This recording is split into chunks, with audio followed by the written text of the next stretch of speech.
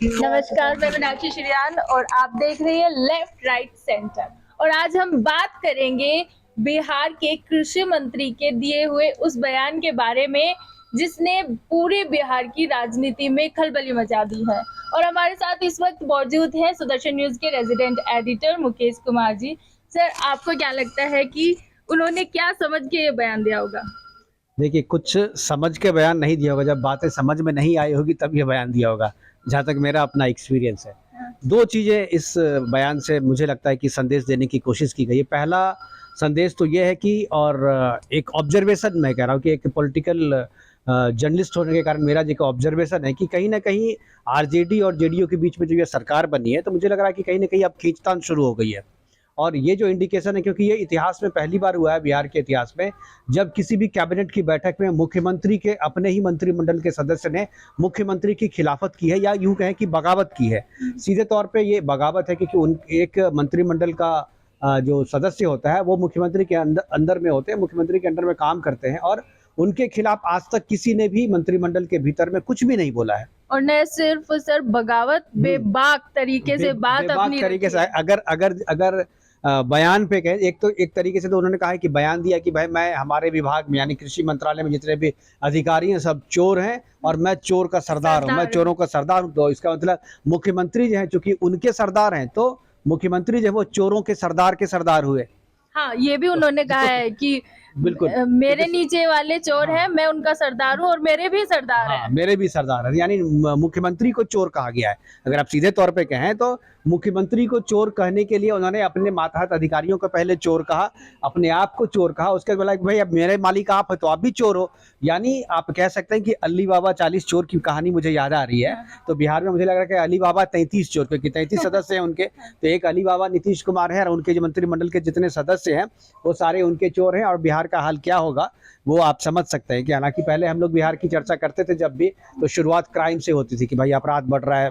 और अभी पिछले दिनों बेगूसराय में जो हुआ बीती रात, जी सर। जो लगातार आधे घंटे तक अपराधियों ने सड़क पे घूम घूम के फायरिंग की, ऐसा लग रहा था कि कोई रोकने टोकने वाला नहीं है। लॉ एंड ऑर्डर जो है बिल्कुल कहें जो गड्ढे में खत्म हो चले गए, चुका है। खत्म में कुछ है ही नहीं लॉ एंड ऑर्डर ऐसी चीज। और अपराधी खुलेआम मोटरसाइकिल में बैठ करके और हथियार जो है आग्नेयास्त्र चला रहे हैं। उसी जहां पर बेगूसराय में ये हुआ, मोकामा उसके पास ही है।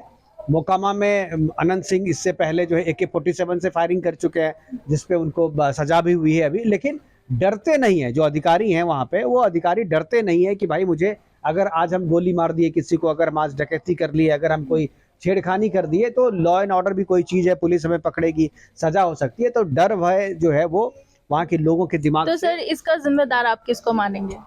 देखिए, इसका जिम्मेदार मैं अभी के जो हालात हैं उसमें पूरी तरीके से मैं पॉलिटिकल लोग जो हैं वो जिम्मेदार हैं, क्योंकि जनता ने वोट इनको नहीं दिया था जिनकी अभी सरकार है। हम्म। अगर हम जनता को जिम्मेदार तब मानते हैं जब जनता की चुनी हुई जनता की सरकार चुनी जो है हुई वो सरकार ऐसी करती होती है। जनता ने वोट किसको दिया था? जनता ने एनडीए को वोट दिया था, बीजेपी और जेडीयू को वोट दिया था। लेकिन सरकार अभी कौन चला रहे हैं? जेडीयू और आरजेडी, यानी जिसको विपक्ष में रहने का जनादेश मिला था वो अब सरकार में बैठ करके सरकार चला रहे हैं।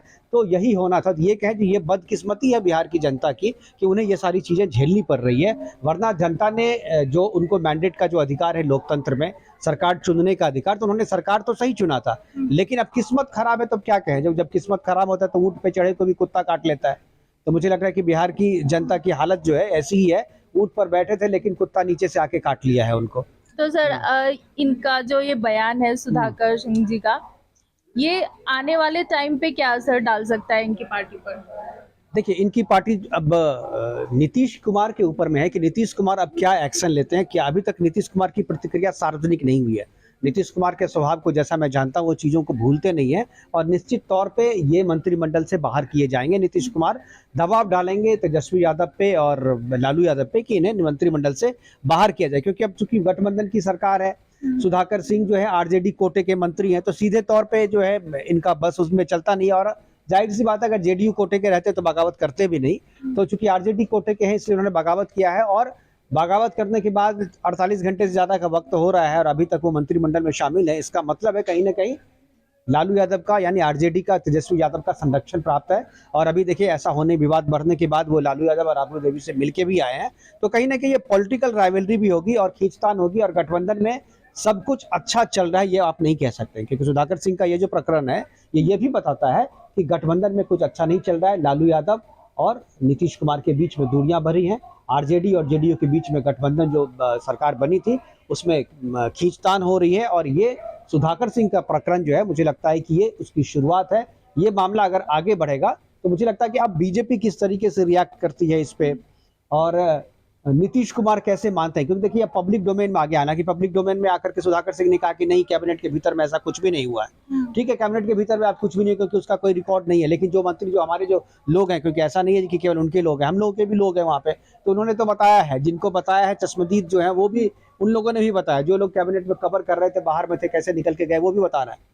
तो ये बात तो सत्य है, भले स्वीकार इस बात को आधिकारिक तौर पे कोई ना करे, लेकिन ये तो सत्य है कि कैबिनेट में इस तरीके की बातें हुई हैं, लेकिन आधिकारिक तौर पे उसकी पुष्टि नहीं की जा रही है। लेकिन इस बात की तो पुष्टि बार बार कर रहे हैं ना सुधाकर सिंह कि हाँ मेरे अधिकारी जो हैं, कृषि विभाग के जितने अधिकारी हैं वो चोर हैं, मैं चोरों का सरदार हूँ और मेरा सरदार भी चोर है। तो इसका क्या मतलब है? आप मुख्यमंत्री को चोर कह रहे हैं, आप अपने गठबंधन के सरकार के मुखिया को चोर कह रहे हैं, तो ये सरकार कितने दिन तक चलेगी? मुझे नहीं लगता है कि सरकार को चले, या तो नीतीश कुमार को नैतिक तौर पे इस्तीफा या तो उनका ले देना चाहिए, नहीं तो अपना दे देना चाहिए। तो सर आपको क्या लगता है कि आगे आने वाली सरकार किसकी हो सकती है? नहीं, आने वाली सरकार तो गठबंधन अगर ये टूटता है तो फिर नया गठबंधन तो मुझे नहीं लगता है कि तत्काल कुछ बनेगा, तो चुनाव में ही जाना पड़ेगा आपको, क्योंकि जो कॉम्बिनेशन है पार्टियों का, तो नीतीश कुमार फिर से वापस बीजेपी के साथ तो आएंगे नहीं। तो ये गठबंधन अगर टूटता है, हालांकि मुझे नहीं लग रहा है टूटेगा नहीं। ये देखिए स्वार्थ की राजनीति है ना, सब कमाने खाने के लिए सरकार में आए हैं, किसी को देश से या दुनिया से समाज से सरकार से तो राज्य से तो मतलब है नहीं, राज्य तो की जनता तो मारी जा रही है, वो तो अपनी किस्मत को रो रही है कि चुना था किसको और चुन के सरकार कौन चला रहे हैं। तो ये तो जनता की किस्मत है, तो लोग अच्छे बुरे के लिए तो लोग अपने अपने फायदे के लिए सरकार में आए हैं। दोनों आदमी में जो नीतीश कुमार और लालू यादव का ये कॉम्बिनेशन है, ये कॉम्बिनेशन अपने अपने फायदे के लिए बनाया, तो सरकार तो नहीं गिरेगी, लेकिन नीतीश कुमार सुधाकर सिंह को बाहर करने का दबाव डालेंगे। कब बाहर होते हैं इस पर डिपेंड करता है कि सरकार कितने दिन चलती है। अगर मान लीजिए रिसीड हो गया, मामला आगे बढ़ा, नीतीश कुमार कहते हैं कि नहीं मुख्यमंत्री इसको मंत्री को बाहर करो, और लालू यादव कहते हैं कि नहीं मेरे कोटे में बाहर नहीं करूंगा, तो खींचतान बढ़ेगी और आखिरी परिणति जो है वो सरकार टूटने पे जाएगी, सरकार गठबंधन अलग अलग हो जाएगा, राष्ट्रपति शासन फिर से चुनाव।